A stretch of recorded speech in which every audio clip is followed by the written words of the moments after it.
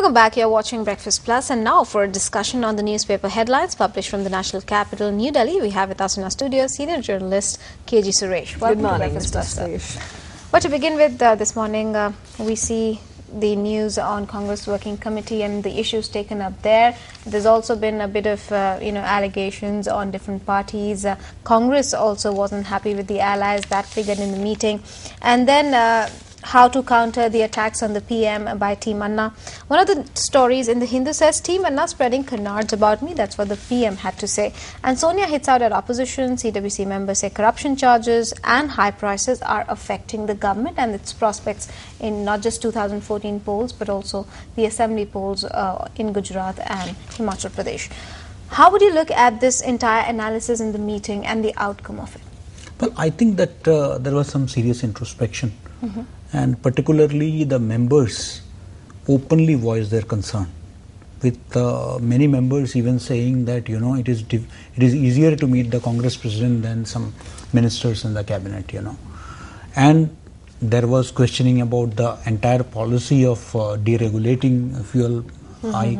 So it was an open, and some even questioned, the policy of continuing with certain allies, difficult allies, whether it be NCP in Maharashtra or Trinamool in Bengal.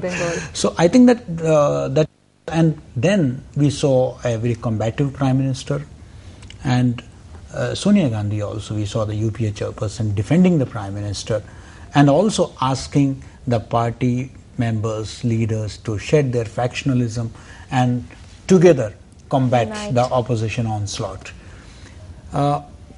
But at the same time, it is very important, as the members themselves felt, that there has to be concrete steps. True.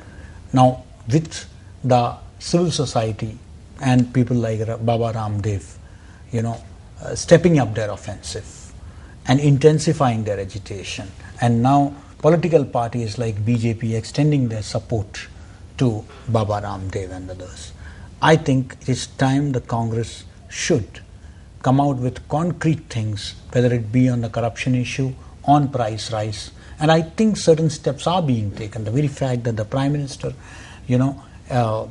creating a group of ministers, ministerial panel to oversee the coal sector, and also you have the infrastructure meeting to review the entire infrastructure, the pending infrastructure projects. I think these are very important steps, and there are also serious efforts, because you see, fortunately for this government, I must say the crude oil prices have come down. True, and also there is Silver expectation of a good monsoon, and I think that should really work, and there should be something concrete. And even as far as these allegations are concerned, the government should come out, give a point-to-point rebuttal if it really feels that, and if it feels that, there is a conspiracy or something like that, then it should be unraveled, unveiled, exposed.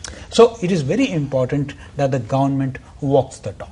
All right, you are expressing positivity at this point of time when you say that government should walk the talk in some concrete steps, and it was serious introspection which took place yesterday at the meeting.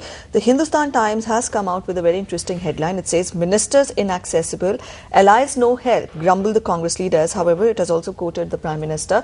He says that these are difficult times for our country. When he talks of the economic situation, we've seen the GDP falling to 5.3%, and then we've also seen a fuel price hike. And at this time, the government is surrounded by economical slowdown, a situation which could result in an economic slowdown, but we still see the Prime Minister very positive that we'll emerge out stronger from this. I'll quote the words.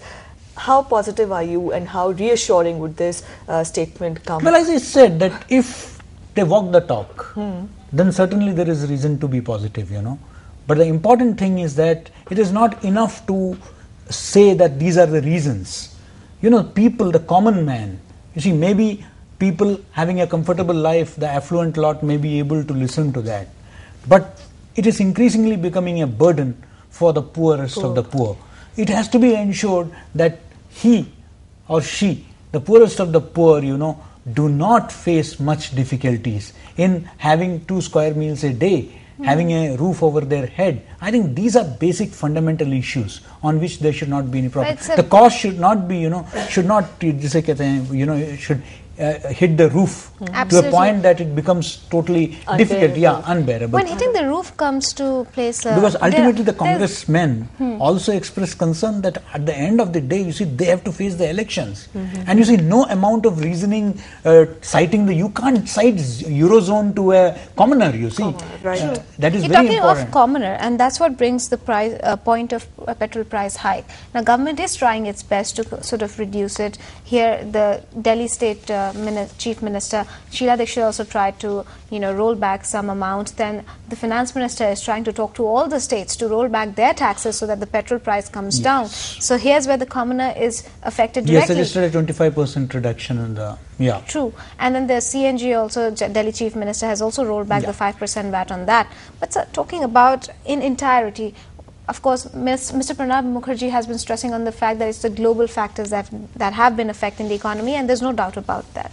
But people are also talking of policy paralysis within the country, the fundamentals which are weakening by the day, and the rupee depreciation.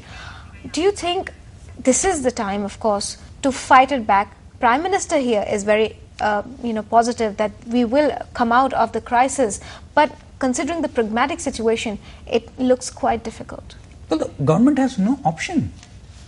See, we have only 2 years left for the general elections. I mean, the earlier the government does it, the better for it, if it wants to make a comeback. Because the prices, more than anything else, the skyrocketing prices, they have shot over the rooftops. So they have created a big kind of liability for this government.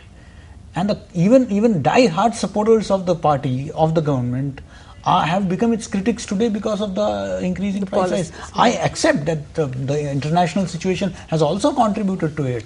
But you see, you will have to do some grassroots level management, some micromanagement that has to be done to ensure that a cushion is given.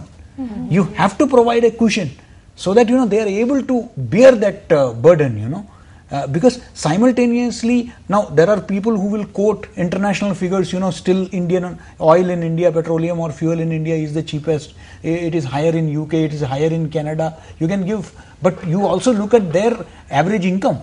Right. So you can't compare, apple and oranges. So I think that that's very important, that there has to be a balance, and the government should, while explaining to the people the difficulties, at the same time there has to be some step to ensure that the pressure and the kind of burden on the people is lessened to the maximum possible extent. All right, so working more on the words will have to be done by the government. We leave it at that, Mr. Suresh, this morning. Thank you for joining us on the show. Thank you very much, sir. And that brings us to the end of this edition of Breakfast Show. If you have any suggestions, you can write to us at breakfastnews@dd.nic.in. And for all the latest news and updates, you can log on to our website, that's ddinews.gov.in.